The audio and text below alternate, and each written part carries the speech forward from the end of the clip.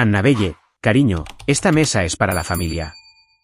¿Por qué no te buscas un sitio en la barra? Mi mamá lo dijo con una sonrisa delante de 30 invitados en la cena del 80 cumpleaños de mi abuela. Todos se rieron. Unos pocos asintieron como si fuera perfectamente razonable. Entonces el camarero me puso una cuenta de $3.270 delante. Solo a mí, por los 30. Tomé un sorbo de agua, sonreí y pagué hasta el último céntimo. Pero antes de que pudiera levantarme, una voz desde la cabecera de la mesa resonó en la sala. Un momento, por favor. Lo que sucedió a continuación le costó a mi madre todo lo que había pasado 24 años robando. Antes de continuar, por favor, tómense un momento para darle me gusta y suscribirse, pero solo si conectan genuinamente con esta historia. Dejen su ubicación y su hora local en los comentarios. Me encanta saber desde dónde están viendo. Mi nombre es Annabelle. Tengo 29 años. Y así es como dejé de permitir que mi familia me tratara como una invitada en mi propia vida. Ahora, déjenme llevarlos de vuelta a Crestwood, Georgia. A la noche en que todo cambió.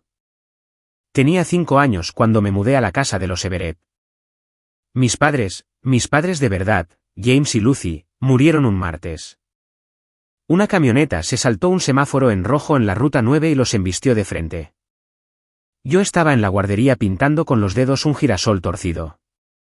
Para cuando me encontraron, era huérfana. Richard Everett era el hermano mayor de mi padre. Insistió en acogerme. Su esposa, Diane, no insistió. Lo aprendí pronto. Kyle y Madison, sus hijos biológicos, tenían dormitorios en el piso de arriba, colchas a juego, estrellas que brillaban en la oscuridad en los techos, luces de noche con forma de animales. Mi habitación estaba en el sótano, junto a la lavadora.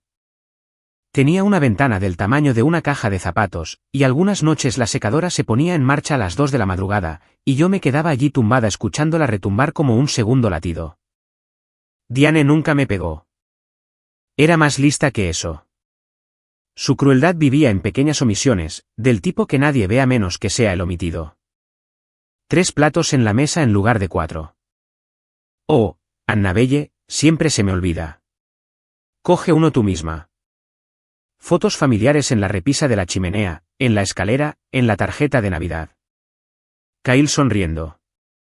Madison con coletas. Richard con el brazo alrededor de Diane. Yo no estoy en ninguna de ellas. Cuando tenía 8 años, pregunté por qué. Diane me miró como si hubiera preguntado por qué el cielo era azul. Son retratos de familia, Annabelle. Lo dijo con amabilidad. Esa era la peor parte. Los vecinos pensaban que era una santa. Esa mujer acogió a la sobrina de su marido. Lo sacrificó todo. Lo oía en la iglesia, en el supermercado, en la recogida del colegio. Lo que no sabría durante 24 años más, era que mis padres no me habían dejado sin nada. Me habían dejado $600.000, y Diane se había gastado hasta el último céntimo. A los 16, entendí las reglas. Kyle recibió un coche por su cumpleaños, un Camaro de segunda mano, pero aún así. Madison recibió aparatos de ortodoncia, un violín, un campamento de verano en las montañas Blurry. Yo conseguí el descuento de empleado en la tienda de comestibles Hanks en la ruta 12, donde reponía estanterías 3 noches a la semana para pagar mi propio material escolar. El año que Kyle se fue a la universidad, le pregunté a Richard si había dinero reservado para mí también. Estábamos en el garaje. Él estaba ordenando llaves, sin mirarme. Hablaré con Diane, dijo. La respuesta de Diane llegó en la cena. La universidad no es para todos, Annabelle. Eres buena con las manos. La matrícula de Kyle costaba $80.000. Lo sé porque vi el cheque en la encimera de la cocina, escrito con la letra de Diane, y recuerdo pensar que era más dinero del que podía imaginar. No discutí. Solicité plaza en el programa de enfermería del colegio comunitario por mi cuenta, saqué préstamos federales y trabajé turnos dobles en Hanks todos los veranos. Lo de las fiestas eran las fotos. Cada día de Acción de Gracias, cada Navidad, Diane montaba su retrato familiar perfecto delante de la chimenea. Me entregaba la cámara. Eres la mejor fotógrafa de la casa, Annabelle. Así que los encuadraba. Kyle con su sudadera de la universidad, Madison con sus pendientes nuevos, Richard rígido con su camisa de franela, Diane radiante en el centro, y yo apretaba el disparador y el flash se disparaba, y la imagen los congelaba exactamente como Diane quería que el mundo los viera. Una familia completa. Yo no estaba en ni una sola. Pero había una persona en esa familia que nunca me olvidó. Una persona que me ponía un sitio cada vez sin que se lo pidieran. Eleanor Everett tenía 80 años, medía 1,57 metros, y era la única persona en esa familia que me hacía sentir que tenía derecho a respirar. Era la madre de Richard, una maestra de escuela jubilada con una cocina que siempre olía a canela y una voz que podía silenciar una habitación sin elevarse por encima de un susurro. Todos los domingos, Eleanor me recogía a las 9 en punto. Íbamos en coche a su casa de campo en Maple Hill y me enseñaba a hacer crumble de manzana, bizcochos de suero de leche, tarta de melocotón desde cero. Mientras el horno zumbaba, me contaba historias sobre mi padre. James tenía tus ojos, decía, estirando la masa con las manos empolvadas de harina. Y tu madre, Lucy, sonreía como el sol después de la lluvia. Tú tienes esa misma sonrisa, Annabelle. Guardaba esas palabras como monedas en mi bolsillo, dándoles vueltas durante las largas noches en la habitación del sótano. Diane odiaba mis domingos con Eleanor. Tiene 80 años. Annabelle, la estás agotando. Es frágil. No la molestes con tus problemas. Quizás sáltate esta semana. Necesita descansar. Yo siempre iba de todos modos, hasta el año en que Diane me dijo que si seguía causando problemas, le diría a Eleanor que yo no quería ir más. Tenía 14 años. Le creí. Así que empecé a pedir permiso primero, y el permiso no siempre se concedía. Un domingo, justo antes de cumplir los 17, Eleanor dijo algo que no entendí. Dejó el rodillo, me miró con unos ojos que eran agudos y tristes al mismo tiempo. Tus padres te querían lo suficiente como para planificar con antelación, Annabelle. Nunca lo olvides. Asentí como si supiera lo que quería decir. No lo sabía. No durante otros 12 años. Pero Eleanor sabía exactamente lo que me estaba diciendo, y ya estaba haciendo sus propios planes. Avancemos hasta ahora. Tengo 29 años, soy enfermera titulada en el Hospital Comunitario de Crestwood, vivo sola en un apartamento de un dormitorio encima de la lavandería en la calle Cherry. Es pequeño, es ruidoso los días de colada, y es mío. La salud de Eleanor ha empeorado en el último año. Le duelen las rodillas, se queda sin aliento en las escaleras, pero su mente es una trampa de acero. Y cada domingo, sigo conduciendo hasta Maple Hill. El resto de la familia sabe lo que Eleanor tiene. La casa de campo, la pensión de su difunto marido, cuentas de ahorro acumuladas durante 50 años, algo más de $1 millón. En un pueblo como Crestwood, eso es una fortuna. Diane comenzó su campaña alrededor de enero. Sutil al principio, visitaba a Eleanor con flores de la tienda y de paso mencionaba lo difícil que había estado yo últimamente, lo distante que estaba, que probablemente solo la visitaba por la herencia. Kyle la apoyó en el brunch de Pascua. Abuela, sabes que Annabelle no es técnicamente de la familia. Legalmente, quiero decir. Madison publicaba historias en Instagram, selfies con Eleanor, con leyendas que decían, la sangre es más espesa que el agua, con un emoji de corazón. Etiquetaba a todos excepto a mí. Luego llegó la llamada, un jueves por la noche, a finales de marzo. El nombre de Richard en mi pantalla. No me había llamado en 4 meses. Annabelle, su voz sonaba ensayada, cansada. Sobre la cena de cumpleaños de mamá este sábado. Quizás es mejor que no vengas. Por el bien de todos. Aparté el teléfono de mi oído, miré al techo. ¿El bien de quién, Richard? Hizo una pausa. Solo causará tensión. Ya sabes cómo se pone Diane. Lo sabía. Ese era el problema. Le dije que lo pensaría, colgué. No sabía entonces que la llamada era parte de algo mucho más grande. Un plan que ya llevaba semanas en marcha. Llamé a Eleanor a la mañana siguiente. Descolgó al primer timbrazo como si hubiera estado esperando. Abuela, Richard dijo que quizás no debería ir el sábado. Silencio. Luego, dijo por qué. Dijo que causaría tensión. La respiración de Eleanor era constante, mesurada. Cuando habló, su voz era diferente, urgente de una manera que nunca había oído. Tienes que venir, Annabelle, pase lo que pase. Prométemelo. ¿Te lo prometo? Y ponte algo bonito, algo que te haga sentir fuerte. Casi me reí. Abuela, es una cena. Prométemelo. ¿Te lo prometo? Hizo una pausa, y oí el crujido de su mecedora. Te quiero, cariño. Más de lo que crees. Colgó antes de que pudiera preguntar por qué le temblaba la voz. Ese sábado, estuve delante de mi armario durante 30 minutos. No tenía mucha ropa. Las enfermeras no necesitan mucha ropa formal. Pero escondido en la parte de atrás había un vestido azul marino que había comprado para la boda de una amiga hacía 2 años. Sencillo, ajustado, el tipo de vestido que dice, pertenezco aquí sin decir nada en absoluto. Me puse los pendientes de perlas de mi madre. Lo único que tenía de ella. Eleanor me lo regaló en mi 18 cumpleaños. Lucy los llevaba la noche que conoció a tu padre, me dijo. Envolví el regalo de Eleanor, un álbum de fotos encuadernado a mano que había tardado semanas en hacer, lleno de fotos nuestras horneando juntas, impresas desde mi teléfono. En el coche, mis manos estaban firmes en el volante. Sabía que Diane intentaría algo. Siempre lo hacía en las reuniones. Un comentario aquí, una disposición de los asientos allá, un recordatorio de mi lugar.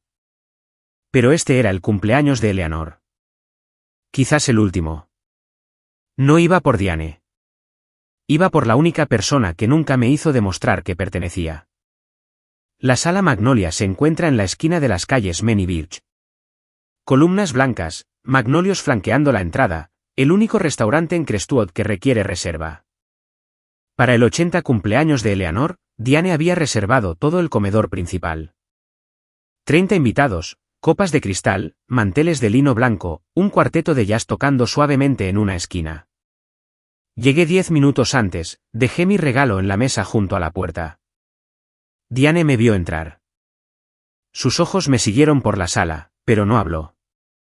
Solo levantó su copa de vino y volvió a una conversación con el tío Harold.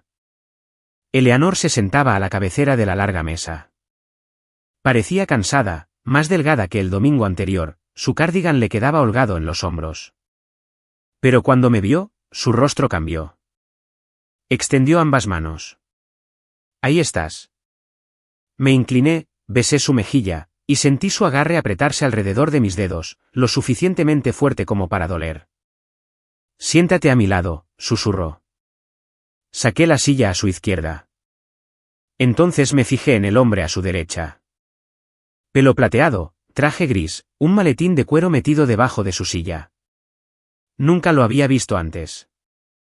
Me dedicó un saludo educado pero no dijo nada. ¿Quién es?, le pregunté a Eleanor en voz baja. Un amigo, dijo ella. Lo conocerás más tarde. Kyle llegó a continuación, riendo demasiado alto por algo en su teléfono. Me vio, se detuvo a media risa. Oh, al final has venido. Madison le seguía, ya colocando su teléfono para un selfie con la lámpara de araña. Se posicionó junto a Eleanor, encuadrando la foto con cuidado. La vi ajustar el ángulo 3 veces, cada vez asegurándose de que yo no saliera en ella. La cena comenzó. Salieron los platos. La conversación zumbaba. Todo parecía normal. Pero en esta familia, lo normal era solo la obertura antes de la tormenta. Diane se levantó entre el aperitivo y el plato principal. Golpeó su copa con un cuchillo de mantequilla. El cuarteto de jazz se detuvo. Gracias a todos por estar aquí esta noche, dijo, con una voz cálida como la miel, recorriendo la sala con la mirada. La familia lo es todo para nosotros los Everett. Se detuvo en la palabra familia. Sus ojos se encontraron con los míos durante exactamente un segundo. Me gustaría presentar a todos en nuestra mesa. Mi maravilloso hijo, Kyle. Algunos de ustedes saben que acaba de cerrar un gran negocio en Savannah. Kyle levantó su copa. Mi hermosa hija, Madison. Ha estado cuidando muy bien de la abuela últimamente. Madison le lanzó un beso a Eleanor. Y por supuesto, mi esposo, Richard, la columna vertebral de esta familia. Richard asintió rígidamente. Eso fue todo. 3 hijos presentados, la lista completa según Diane. Una mujer al otro lado de la mesa, no la reconocí, quizás alguien del trabajo de Richard, se inclinó hacia adelante. ¿Y quién es esta encantadora señorita junto a Eleanor? Diane parpadeó, luego sonrió. Oh, esa es Annabelle. Creció con nosotros. Creció con nosotros, como un gato callejero alimentado en el porche. La mujer asintió educadamente. El momento pasó. Entonces Madison se estiró por encima de mí para coger la cesta del pan. Su codo golpeó mi copa de vino. Vino tinto, directo a la parte delantera de mi vestido azul marino. Eps. Madison se llevó la servilleta a los labios. Lo siento. El blanco habría sido una opción más segura para ti. Algunas personas rieron entre dientes. Kyle sonrió con suficiencia en su vaso de agua. Miré la mancha que se extendía por mi regazo. Rojo oscuro, floreciendo como un moratón. No reaccioné. Cogí mi servilleta, la pasé 2 veces por la tela y la volví a colocar en mi rodilla. La mano de Eleanor encontró la mía debajo de la mesa. Apretó una vez, yo le devolví el apretón. Llegó el plato principal. Filete miñón, espárragos asados, puré de patatas trufado. Solo el olor valía más que mi presupuesto semanal de comestibles. Fue entonces cuando Diane hizo su movimiento. Necesitamos reorganizarnos un poco, anunció. El tío Harold necesita más espacio para su silla. Annabelle, cariño, la barra tiene unos asientos encantadores. ¿Estarías más cómoda allí? No era una pregunta. Kyle se reclinó. Sí, no es como si fueras a dar un brindis. Algunas personas en el extremo de la mesa intercambiaron miradas. 1 o 2 se rieron. No con crueldad, solo la risa automática que la gente suelta cuando no quiere crear una situación incómoda. Nadie se opuso. Miré a Richard. Estaba mirando su plato como si contuviera la respuesta a algo. Su tenedor no se había movido.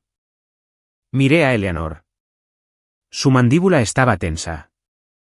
Sus nudillos estaban blancos alrededor de su servilleta, pero me miró a los ojos y me dio el más mínimo asentimiento. Apenas una inclinación de su barbilla. Espera, todavía no.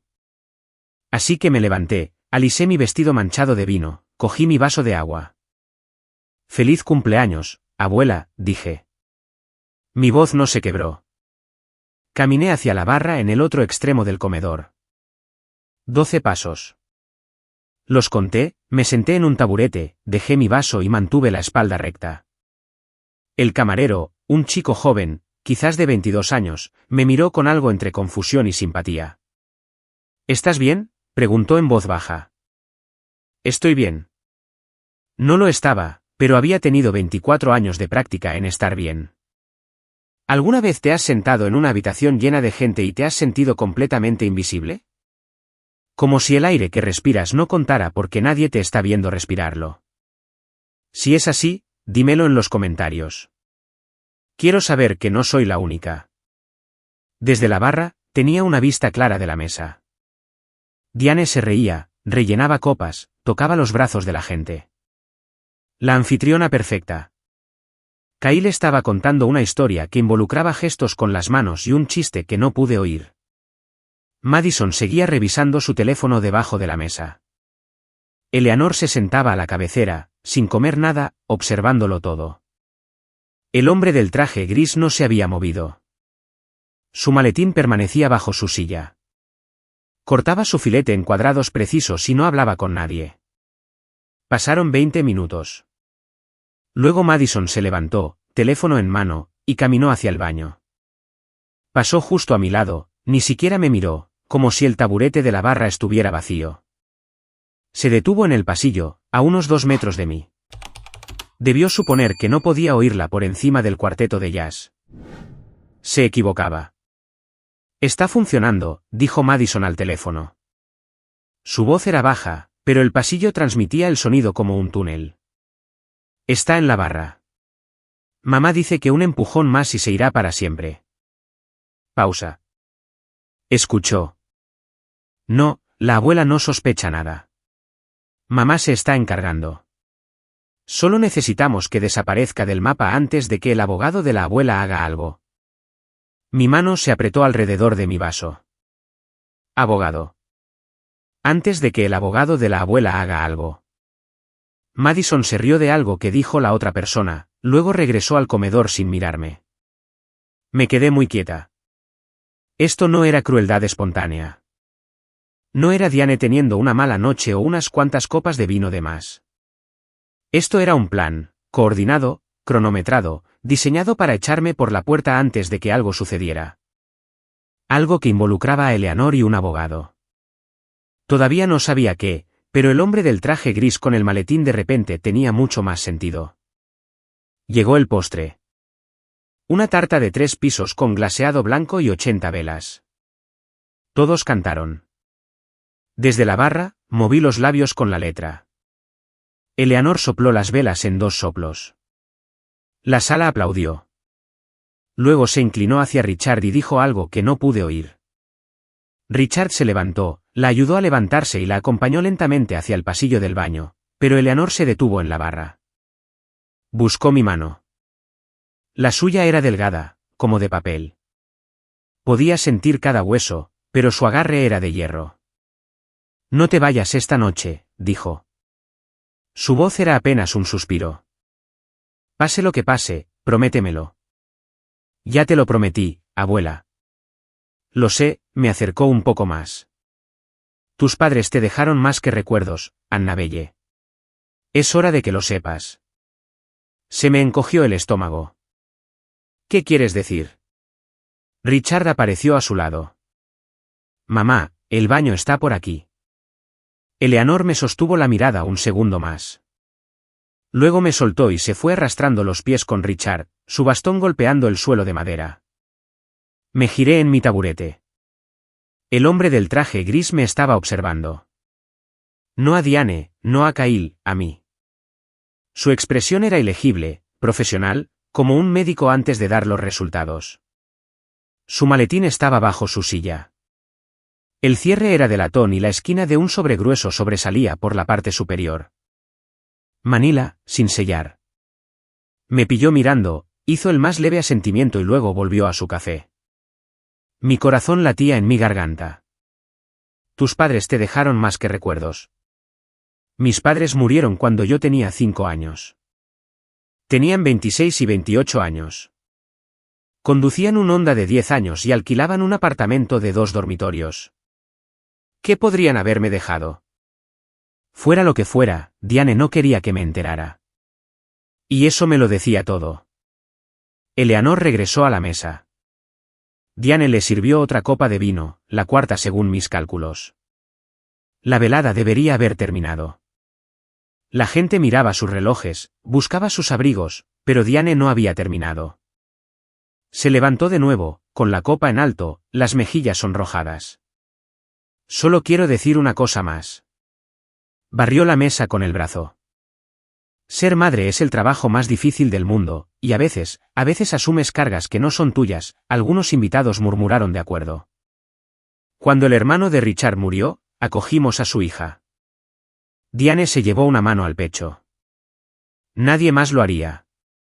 Renunciamos a las vacaciones. Renunciamos a los ahorros. Renunciamos a nuestro espacio, a nuestras vidas, en realidad.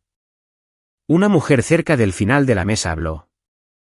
Esa es Annabelle, ¿verdad? Parece una chica dulce. Diane inclinó la cabeza. El vino la hizo sincera. ¿Dulce? Lleva 24 años viviendo a nuestra costa. Se rió. Un sonido suelto, feo. Sus padres no dejaron nada. Ni un centavo. La criamos de la nada. La sala se quedó en silencio. Sus padres no dejaron nada. Lo oí desde 12 pasos de distancia.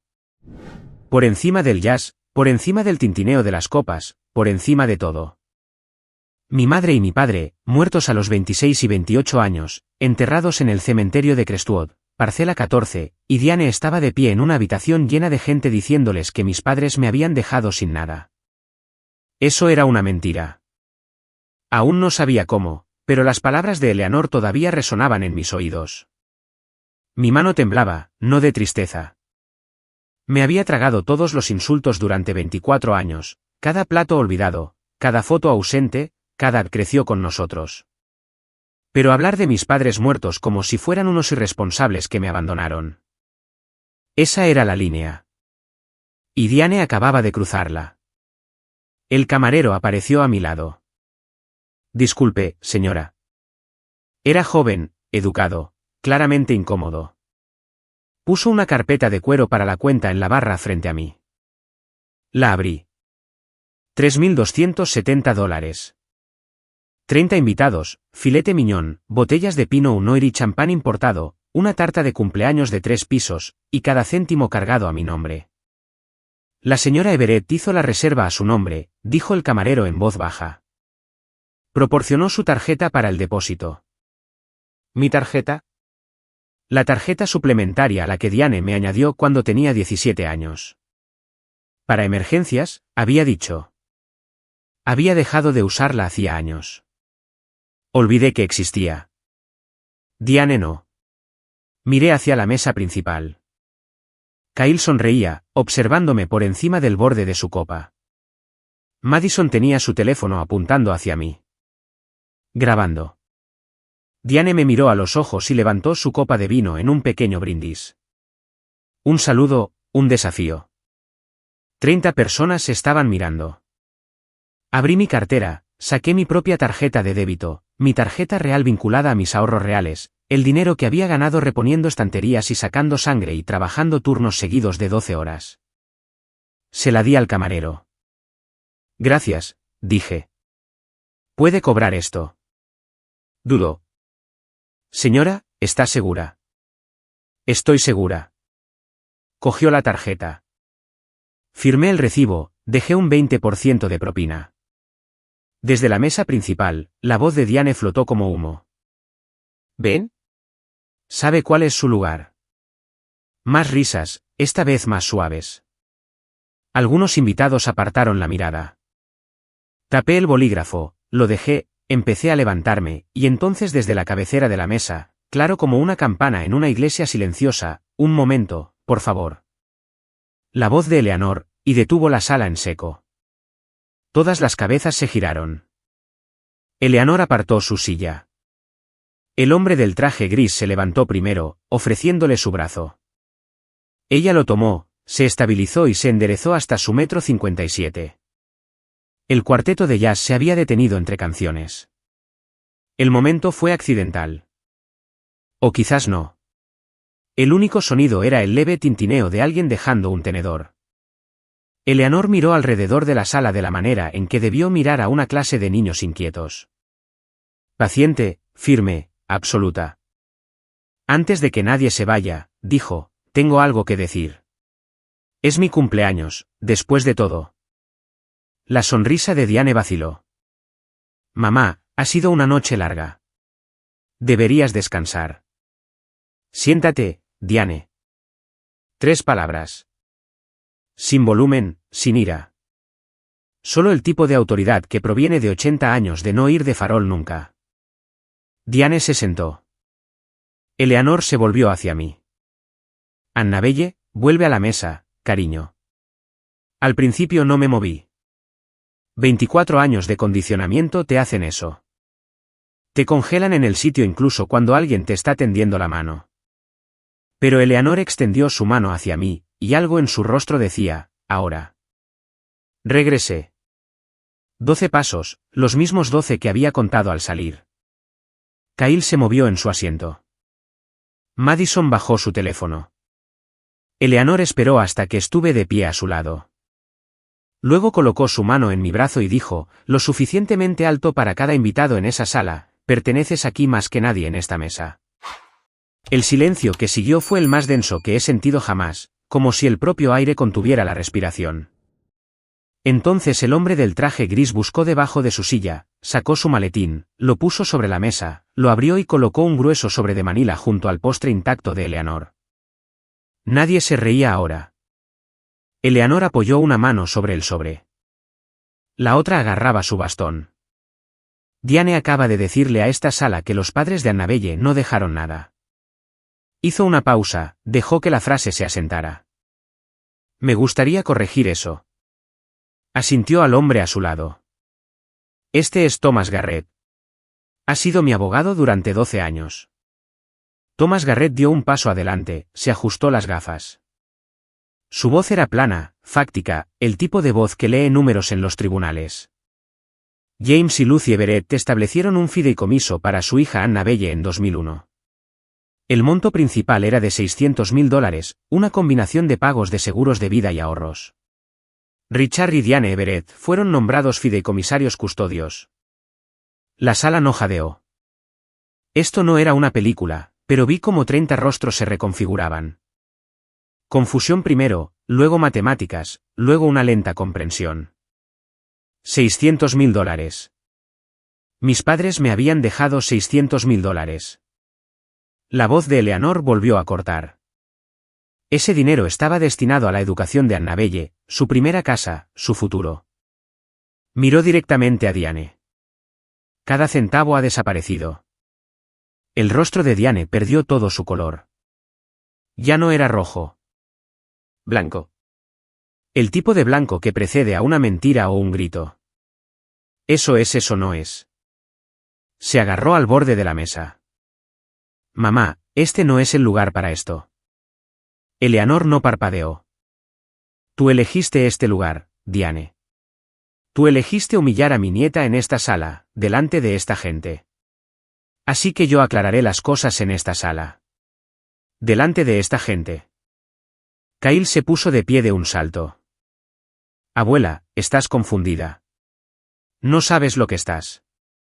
Tengo los extractos bancarios, Kyle. La voz de Eleanor era tranquila. Definitiva. Siéntate. Kyle se sentó. No sentía las manos. Thomas Garrett abrió el sobre y colocó una pila de papeles sobre el mantel de lino blanco. Estas son copias notariadas de los extractos bancarios de la cuenta del fideicomiso, dijo, que abarcan 18 años. No leyó cada línea. No era necesario. Resumió con la misma voz plana de tribunal. $80,000 retirados en 2008. Corresponde a los pagos de matrícula de Kyle Everett en la Universidad de Georgia. La mandíbula de Kyle se tensó. Miró el papel como si pudiera estallar en llamas. $45,000. 2015, un BMW Serie 3 registrado a nombre de Madison Everett. El teléfono de Madison se le resbaló de la mano. Golpeó la mesa con un crujido. $120,000 entre 2010 y 2018. Renovaciones en el hogar en el 14 de Bear Lane. La casa de la familia Everett donde yo dormía en el sótano. $95,000. Varios gastos de vacaciones. Myrtle Beach, Disney World, Lago Tahoe. Lugares a los que nunca me invitaron. El saldo restante retirado de forma incremental durante 20 años. Gastos personales de Diane M. Everett. 30 personas miraron esos papeles. Vi cómo sus expresiones cambiaban de la neutralidad educada de una cena a algo más duro. Una mujer cerca del centro de la mesa dejó su servilleta y apartó su silla ligeramente como si necesitara distancia de la mesa misma. La señora Patterson, la amiga más cercana de Diane, su confidente del grupo de la iglesia, miró a Diane con una expresión que nunca le había visto dirigida antes. Duda. La voz de Madison rompió el silencio. Ese dinero era para toda la familia. Era para Annabelle. Eleanor señaló la pila con un dedo delgado. Su nombre, su fondo, no el vuestro. Richard no se había movido. Su rostro era del color del mantel. Sus manos estaban planas sobre la mesa, con las palmas hacia abajo como si se preparara para un terremoto. Yo estaba sentada allí, con las lágrimas corriendo por mis mejillas. No las sequé. Eleanor dejó que el silencio se mantuviera durante 3 segundos completos. Luego volvió a hablar. He pasado 80 años observando quién en esta familia merece qué. He tomado mi decisión. Thomas Garrett se ajustó la corbata. La señora Eleanor Everett ha revisado formalmente su plan de sucesión. Con efecto inmediato, Annabelle Everett es nombrada única beneficiaria. La sala se fracturó. Kyle derribó su silla hacia atrás al levantarse. No puedes hacer esto. Madison comenzó a llorar. Sollozos fuertes y desordenados, el rímel corriendo por su cara. La voz de Diane era una cuchilla. Ni siquiera es tu nieta de verdad. Eleanor se volvió hacia Diane lentamente. De la manera en que te vuelves para enfrentar algo que has visto venir durante mucho tiempo. Es la hija de mi hijo James. Es más Everett de lo que tú serás jamás, Diane. Kyle me señaló con un dedo. Esto es manipulación. Ha estado trabajando a la abuela durante años. Eleanor no levantó la voz. La única persona que ha manipulado a alguien en esta familia está sentada ahí mismo. Apuntó con su bastón a Diane. La punta temblaba, pero la puntería era exacta. Richard seguía sin hablar. Estaba sentado con las manos planas sobre la mesa, mirando las velas, con el aspecto de un hombre que ve arder su casa desde dentro.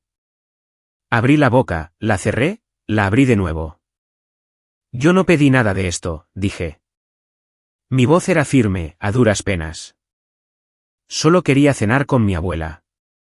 Eleanor metió la mano en el bolsillo de su cardigan, sacó una fotografía, arrugada y suave por años de manoseo. La sostuvo en alto. Un hombre, joven, de pelo oscuro, sonriendo, sosteniendo a una niña pequeña con un vestido amarillo. Tu padre me pidió que te cuidara, dijo Eleanor. Estoy cumpliendo mi promesa. Tomé la foto. El rostro de mi padre, mi rostro, juntos. Pero aún había más por venir. Diane empujó su silla hacia atrás. Golpeó la pared con un crujido que hizo que el camarero se estremeciera. Esta cena ha terminado. Agarró su bolso, luego se giró hacia Eleanor. Claramente no estás en tu sano juicio. Haremos que esto sea desestimado para el lunes. Thomas Garrett buscó en su maletín y sacó un segundo documento. Lo dejó como un hombre que pone las cartas sobre la mesa. La señora Everett fue evaluada hace 4 semanas por la doctora Fiona Reed, psiquiatra geriátrica certificada en Atlanta. Evaluación cognitiva completa. Hizo una pausa. Está en pleno uso de sus facultades mentales. El informe está notariado y archivado. La boca de Diane se abrió, se cerró, se abrió de nuevo. No salió nada. Se volvió hacia mí. Su voz era cruda, despojada de miel, despojada de todo excepto veneno. Tú hiciste esto. La envenenaste contra su propia familia. La miré desde el otro lado de la mesa, con las manchas de vino todavía en mi vestido, los ojos todavía húmedos, las manos todavía temblorosas, pero mi voz salió limpia. He estado sentada en la barra durante 2 horas, Diane. Exactamente cuando hice eso. Un sonido se movió por la sala. No una risa, no un jadeo, sino algo intermedio, una liberación. Varios invitados bajaron la mirada. Un hombre se frotó la nuca. La señora Patterson se levantó. Caminó hacia Diane, se inclinó y preguntó con una voz que probablemente pensó que era un susurro, pero que se oyó a través del silencio como un disparo. Diane, ¿es verdad lo del fideicomiso? Diane no respondió. Agarró el brazo de Richard. Nos vamos ahora. Richard no se movió. Richard. Él la miró. Por primera vez en toda la noche, algo se movió detrás de sus ojos. Algo que parecía haber estado enjaulado durante mucho tiempo. No, dijo. Todavía no. Diane cambió de táctica como cambia el tiempo en Georgia. Repentino, total, sin disculpas. El veneno desapareció. Sus hombros cayeron. Su barbilla tembló. Las lágrimas asomaron a sus ojos. Y cuando habló, su voz era un hilo tembloroso. Lo di todo por esa chica. Se llevó una mano al pecho. 24 años, mi juventud, mi energía, mis ahorros, y esto. Así es como me pagan. Kyle le pasó un brazo por los hombros. Está bien, mamá. Lucharemos contra esto. Diane se volvió hacia los invitados restantes, con los ojos brillantes. Puso a una anciana en contra de sus propios hijos. Esto es abuso de ancianos. Todos ustedes son testigos. Vi cómo sucedía, la sala inclinándose. Algunos invitados se movieron en sus asientos. Un hombre mayor en el extremo frunció el ceño en mi dirección. Las lágrimas de Diane eran buenas. Siempre lo habían sido. En Crestwood, había perfeccionado el papel de la madre sufrida, y el público conocía el guión. Estaba funcionando. Entonces Thomas Garrett puso un documento más sobre la mesa, una pila gruesa sujeta con un clip. Lo giró para que la sala lo viera. Estos son registros bancarios notariados, dijo. Retirada tras retirada de la cuenta del fideicomiso durante 18 años. Cada una firmada por Diane M. Everett o Richard J. Everett. Abanicó las páginas lentamente. Fechas, cantidades, firmas, página tras página tras página. La sala se volvió de nuevo. La señora Patterson miró los papeles, luego a Diane, y de nuevo a los papeles. Diane vio qué estaba sucediendo. El cambio, la pérdida de su audiencia. Y por primera vez, algo se quebró en su actuación. No tristeza, no ira, miedo. Se dio cuenta de que Eleanor no había actuado por impulso. No era el arrebato emocional de una abuela. Eran meses de preparación, documentos legales, evaluaciones médicas, pruebas notariadas. Diane había caído en su propia trampa.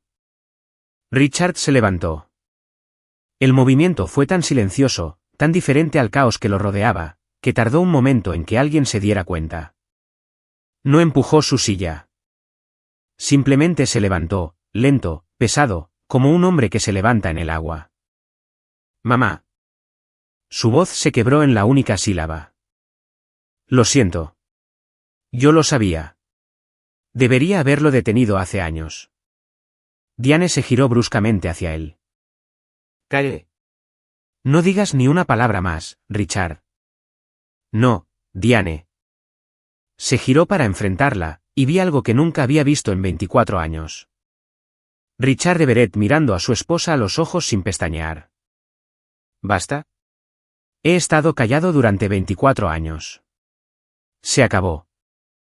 Se volvió hacia mí. Su barbilla temblaba. Sus manos colgaban a los costados como herramientas rotas. Tus padres confiaron en nosotros, Annabelle. Confiaron en mí. Tragó saliva. Les fallé. Te fallé a ti. La sala estaba tan silenciosa. Podía oír el hielo derritiéndose en el vaso de alguien. Miré a este hombre. El hombre que me llevaba al colegio cuando Diane no quería. Que arregló la cadena de mi bicicleta en el garaje sin que se lo pidieran. Que nunca me levantó la voz. Y que tampoco la levantó nunca por mí. Lo sé, papá, dije. No lo había llamado papá en años. No era perdón. Era solo la verdad. La verdad complicada, enredada e insuficiente de lo que él era. Kyle miró a su padre como si estuviera viendo a un extraño. Madison dejó de llorar. Entonces Richard metió la mano en su bolsillo trasero, sacó algo pequeño y arrugado. Una tarjeta de cumpleaños hecha a mano, cartulina, letra infantil. Annabelle escribió esto para ti hace 15 años, mamá, le dijo a Eleanor. Diane la tiró. Yo la guardé. Eleanor tomó la tarjeta con manos temblorosas. La leyó. Y lloró. Me levanté. No rápido, no dramático, simplemente me levanté. De la manera en que te levantas cuando has tomado una decisión que tardó 24 años en llegar. La sala estaba observando. 30 rostros, algunos compasivos, algunos atónitos, algunos ya componiendo la versión que contarían mañana en la iglesia o en el supermercado. No me importaba ninguna de esas versiones. Miré a Diane. No voy a gritar, dije. No voy a insultarte, pero he terminado de ser la persona en la que te limpias los pies. He terminado de sentarme en la barra mientras tú decides quién cuenta como familia. La boca de Diane se movió, pero no salió nada. Me volví hacia Kyle y Madison. No os odio a ninguno de los dos, pero no voy a fingir más. Madison miró al suelo. Kyle miró a la pared. Ninguno de los dos me miró. Me volví hacia Eleanor, tomé su mano.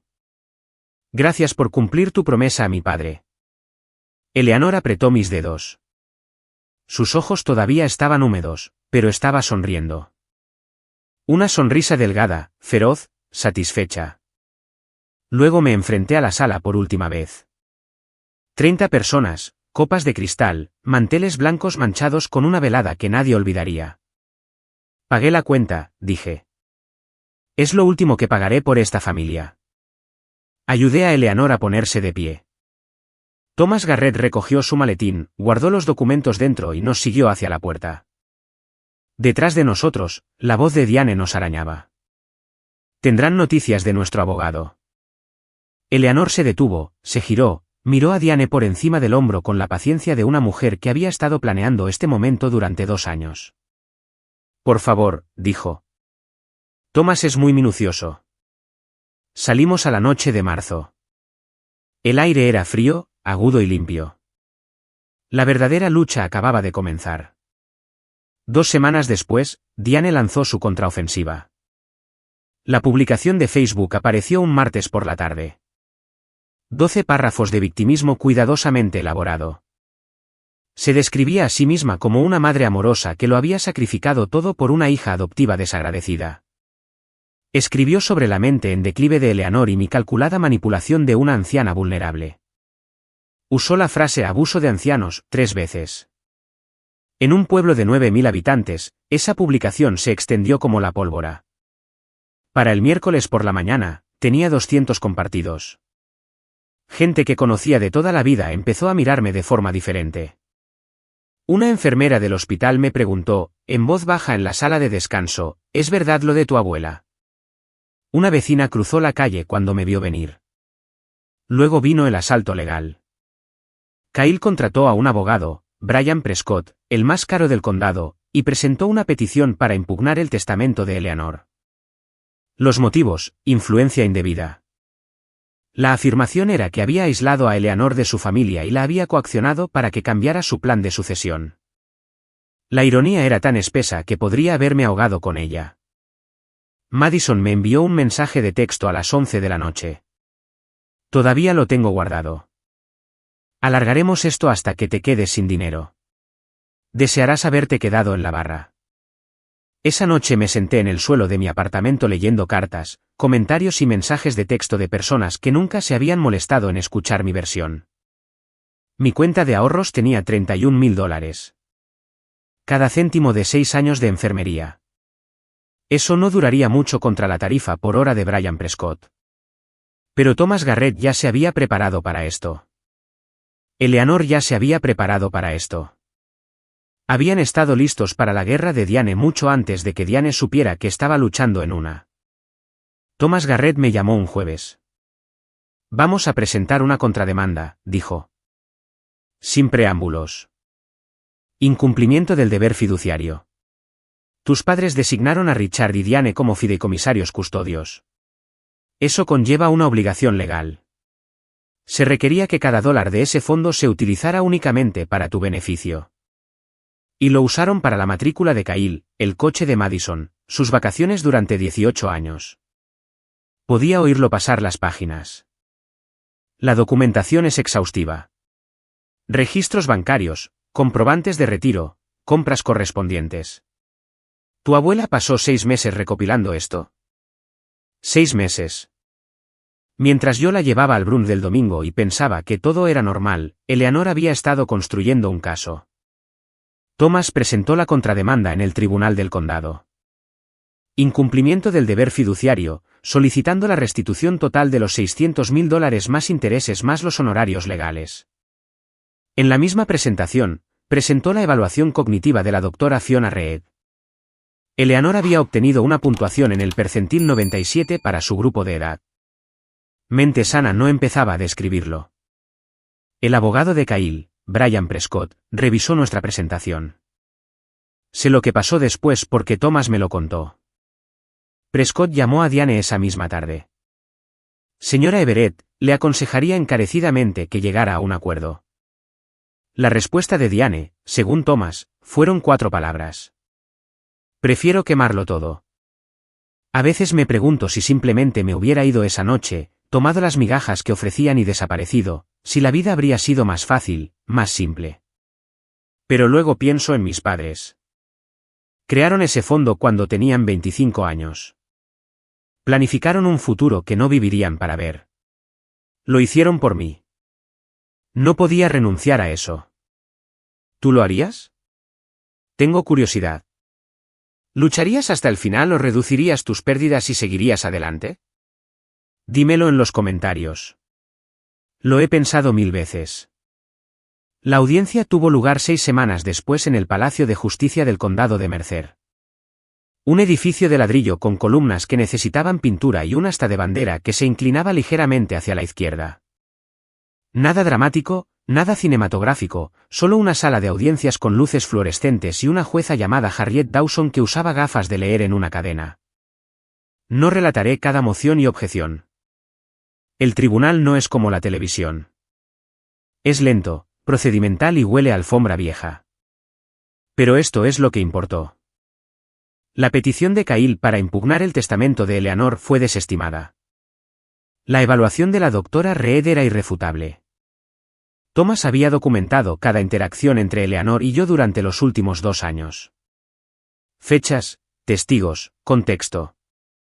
No había ninguna prueba de aislamiento o coacción. La jueza lo dijo claramente. El peticionario no ha presentado ninguna base creíble para la reclamación de influencia indebida. Luego vino la contrademanda.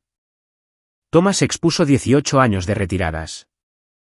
Nombres, fechas, cantidades, compras correspondientes, cada página notariada, cada firma verificada. El abogado de Diane intentó argumentar que el dinero se usó para el hogar, lo que me incluía. Thomas presentó mis declaraciones de impuestos, mis extractos de préstamos estudiantiles, mis nóminas de la tienda de comestibles Hanks. La jueza hizo los cálculos ella misma. El tribunal concluye que el demandado malversó sistemáticamente fondos que se le confiaron para el beneficio de una menor. La jueza Dawson dijo, el tribunal ordena la restitución total, $600.000 más intereses más los honorarios de Thomas, aproximadamente $720.000 en total. Diane se agarró a la mesa de la defensa. Kyle golpeó la mesa con la palma de la mano. Madison lloró. Richard se sentó perfectamente quieto, con las manos cruzadas, y no dijo nada durante todo el procedimiento.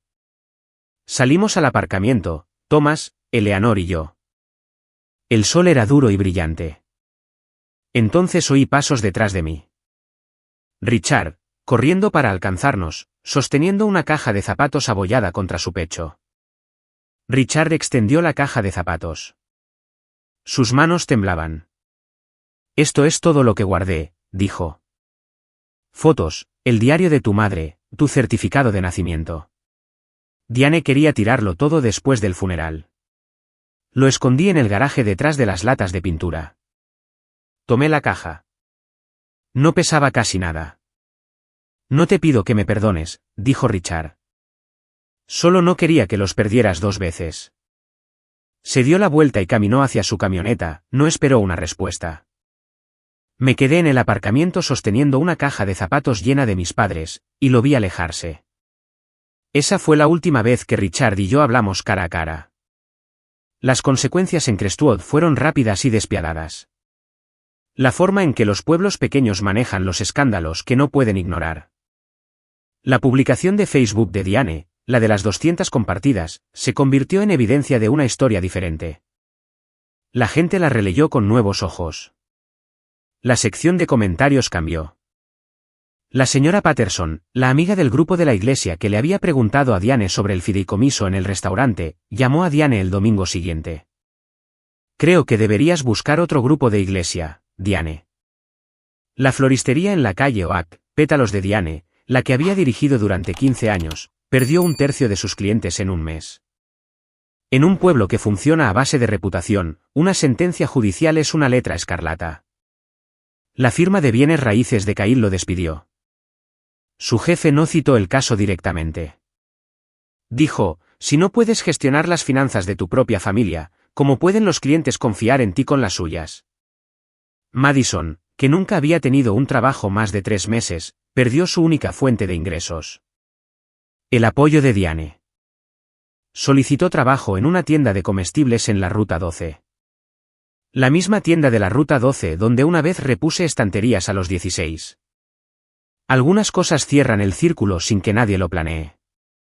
Incluso después de la sentencia, la versión de los hechos de Diane todavía flotaba en ciertos rincones de Crestwood. Algunas personas creen la primera historia que escuchan, sin importar lo que venga después. Para un puñado de vecinos, yo seguía siendo la cazafortunas.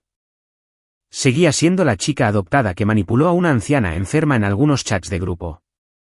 Entonces Nora se involucró. Nora Beckett, mi mejor amiga desde el 10º grado, ahora reportera en la Gaceta de Crestwood. No escribió un artículo de relaciones públicas. No escribió un artículo de ataque. Escribió un artículo directo, basado en hechos. Registros judiciales, extractos bancarios, la cronología. Sin opinión, solo la verdad expuesta cronológicamente. Salió en la primera página de la edición del miércoles. En un pueblo que todavía lee su periódico local, eso importó. La sección de comentarios y las cartas al director que siguieron contaron una historia diferente a la de la publicación de Facebook de Diane. Esta vez, la gente tenía pruebas. Lo que más me sorprendió no fue el apoyo público. Fue el privado. Empezaron a llegar cartas a mi apartamento, escritas a mano, algunas de ellas, de otros niños adoptados del condado. Adultos ahora, compartiendo historias que reconocí como reflejos en un espejo. Las reglas diferentes, las fotos ausentes, la gratitud esperada por un refugio básico. Una mujer escribió, toda mi vida me dijeron que tenía suerte de que me acogieran. Tu historia me hizo darme cuenta de que, suerte, era su palabra, no la mía. En la pila de cartas había una que no esperaba. De un bufete de abogados en Atlanta, un hombre llamado Gerald Hayward. Había sido el abogado de mis padres. Intenté contactarla cuando cumplió 18 años para informarle sobre el fideicomiso. Mis cartas fueron devueltas. Creo que fueron interceptadas. Siento no haber podido contactarla antes. Diane había bloqueado incluso eso. El domingo después de que se publicara el artículo de Nora, conduje hasta Maple Hill. Eleanor estaba en su porche, la mecedora moviéndose a ese ritmo lento que conocía desde que tenía 5 años. 2 tazas de té estaban en la mesa auxiliar. Siempre ponía 2 tazas antes de que yo llegara. Siempre. Me senté, no hablé durante un rato. Los cornejos en su jardín estaban en flor, blancos y rosas, de aspecto frágil, pero lo suficientemente resistentes como para sobrevivir a una primavera de Georgia. ¿Cuánto tiempo lo supiste? Pregunté finalmente. Eleanor rodeó su taza con ambas manos. 2 años. Encontré un extracto bancario en el escritorio de Richard. Estaba buscando un bolígrafo. La cuenta tenía, fideicomiso Annabel Eber, impreso en la parte superior. Saldo, $43. Tomó un sorbo, dejó la taza. Pasé 6 meses confirmándolo todo, llamé a Gerald Hayward, contacté al banco. Luego encontré a Thomas. Me miró. Esperé el momento adecuado. Diane eligió el restaurante. Yo solo usé su escenario. Miré los cornejos. ¿Por qué no me lo dijiste antes? Porque si te lo decía demasiado pronto, Diane habría encontrado una manera de explicarlo. Es buena en eso. Necesitaba tener todo documentado primero. Lo necesitaba irrefutable. Buscó debajo de su silla y sacó un pequeño álbum, uno que nunca había visto. Dentro, Fotografías. Eleanor visitando un cementerio, de pie ante dos lápidas, colocando flores. Rosas blancas. Las fechas en las fotos abarcaban años. Voy cada abril, dijo. El cumpleaños de tu padre. No lo sabía. 15 años de visitas. Rosas blancas cada año. Lloré. No las lágrimas del restaurante. Esas habían sido de conmoción, dolor e ira. Estas eran diferentes. Estas eran las lágrimas que lloras cuando alguien demuestra que el amor no tiene fecha de caducidad. Tu padre estaría orgulloso, dijo Eleanor. No por el dinero, sino porque te mantuviste amable. 6 meses después, estaba en la biblioteca pública de Crestwood, la misma biblioteca a la que Eleanor solía llevarme a la hora del cuento cuando tenía 7 años, y la vi cortar una cinta. La pancarta detrás de ella decía, el fondo de becas James y Lucy Everett. Era un martes por la mañana. Se presentaron 40 personas. Maestros, enfermeras del hospital, algunas familias del sistema de acogida del condado. Thomas Garrett estaba de pie en la parte de atrás, con los brazos cruzados, algo parecido a una sonrisa en su rostro. Había usado el dinero de la restitución, los $600,000 originales, para dotar el fondo. Thomas ayudó a estructurarlo como una organización sin ánimo de lucro. El propósito era simple. Apoyo educativo para niños en hogares de acogida y niños adoptados en el condado de Mercer. Matrícula, libros, alojamiento, lo que necesitaran para construir una vida que no requiriera el permiso de nadie más. Eleanor me pidió que dijera unas palabras. Soy enfermera, no oradora pública, pero lo intenté. Mis padres crearon un fideicomiso cuando tenían 25 años, dije. Estaban planeando para una hija que no sabían que no llegarían a criar. Estoy usando ese dinero de la manera que creo que ellos hubieran querido, para ayudar a niños como yo. Miré a la pequeña multitud. Algunos asentían. Una mujer en la segunda fila estaba llorando.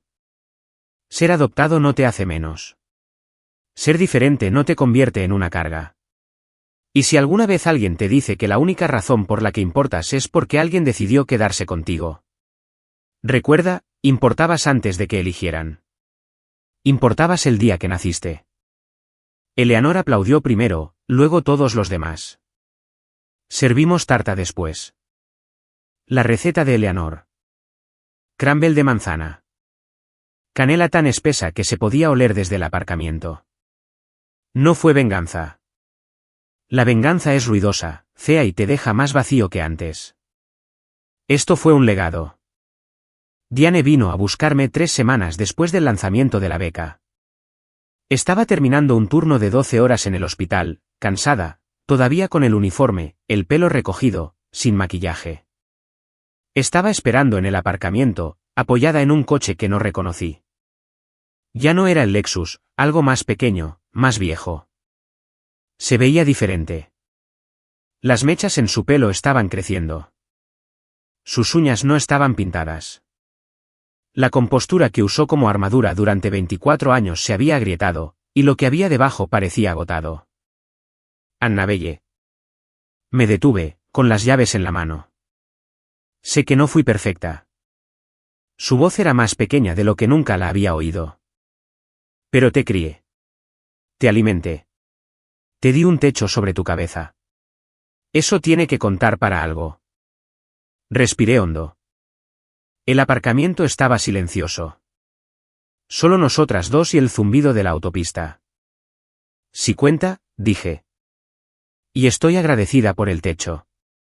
Estoy agradecida por las comidas. Pero la gratitud no significa que te deba mi herencia, mi dignidad o mi silencio.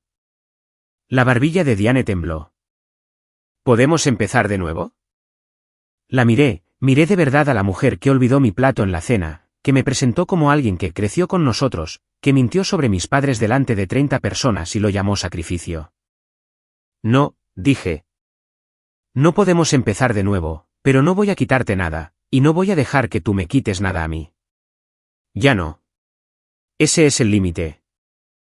Abrió la boca, la cerró, asintió una vez, pequeño, derrotado, y regresó a su coche. La vi salir del aparcamiento y girar en la ruta 12. No la llamé.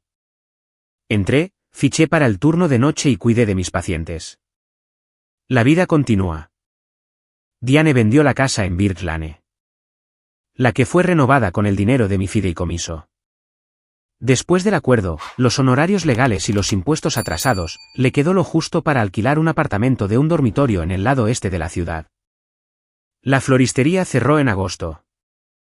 15 años de pétalos de Diane desaparecidos. El letrero colgó en la ventana durante semanas antes de que alguien finalmente lo quitara. Kyle se fue de Crestwood sin despedirse de mí ni de nadie, que yo sepa. Lo último que supe es que vendía bienes raíces en Tallahassee. Borró su Facebook, cambió su número de teléfono. Madison consiguió un trabajo en la tienda de comestibles de la Ruta 12. La ironía se escribe sola, y no la subrayaré. Trabaja por las mañanas. A veces veo su coche en el aparcamiento cuando paso. No nos saludamos. No fingimos. Richard solicitó el divorcio el mes después de la sentencia judicial. Se mudó al motel Pine Est junto a la autopista. Me envía una carta cada mes, escrita a mano en papel de bloc de notas amarillo. No pide perdón. Escribe sobre ir a terapia, sobre las cosas que debería haber dicho hace 20 años, sobre aprender a convivir con la culpa en lugar de esconderse de ella. Leo cada carta. Las guardo en un cajón junto a mi cama. Aún no he respondido. No sé si lo haré, pero no las tiro. Eso parece algo. Quizás algún día parezca suficiente. Eleanor sigue aquí, todavía lúcida, todavía haciendo crumble de manzana cada domingo. La diferencia ahora es que conduzco hasta Maple Hill y aparco en la entrada sin revisar mi teléfono primero para ver si Diane me ha dado permiso. Ya no necesito permiso. Nunca lo necesité. No les cuento esta historia para regodearme. Se la cuento porque durante 24 años creí que pertenecer era algo que otras personas podían darme o quitarme. Que si era lo suficientemente silenciosa, lo suficientemente agradecida, lo suficientemente pequeña, eventualmente Diane me miraría y vería a una hija en lugar de una deuda. Nunca lo hizo. Y eso nunca fue mi fracaso. Fue el suyo. Si estás en una situación como la mía, donde alguien usa la palabra familia como una correa, donde la gratitud es solo otro nombre para el control, quiero que escuches esto. Establecer un límite no es venganza. No es crueldad. Ni siquiera es ira. Es el momento en que dejas de estar de acuerdo en que vales menos de lo que ellos han decidido. Los límites no son muros, son puertas. Tú eliges quién las cruza. Sigo trabajando en el hospital comunitario de Crestwood. Sigo viviendo encima de la lavandería en la calle Cherry. La secadora de abajo todavía se enciende a las 2 de la mañana a veces, y me quedo allí tumbada escuchándola. Pero ahora, en mi propio apartamento, suena diferente. Suena como mi vida, no como las obras de alguien más. En mi mesita de noche, hay una fotografía. Un hombre joven de pelo oscuro sonriendo, sosteniendo a una niña pequeña con un vestido amarillo. Detrás de ellos, la luz del sol. Una luz del sol ordinaria, hermosa, permanente. Finalmente siento que estoy en casa. Gracias por quedarte hasta el final. Si esta historia tocó algo en ti, presiona ese botón de me gusta para que más personas puedan escucharla. Y si alguna vez te han dicho que deberías estar agradecido por menos de lo que mereces, escríbelo. Ponlo en los comentarios. Leo cada uno de ellos. Y te prometo que no estás solo. Hay otra historia esperándote en la descripción de abajo. Creo que la sentirás de la misma manera. Nos vemos allí.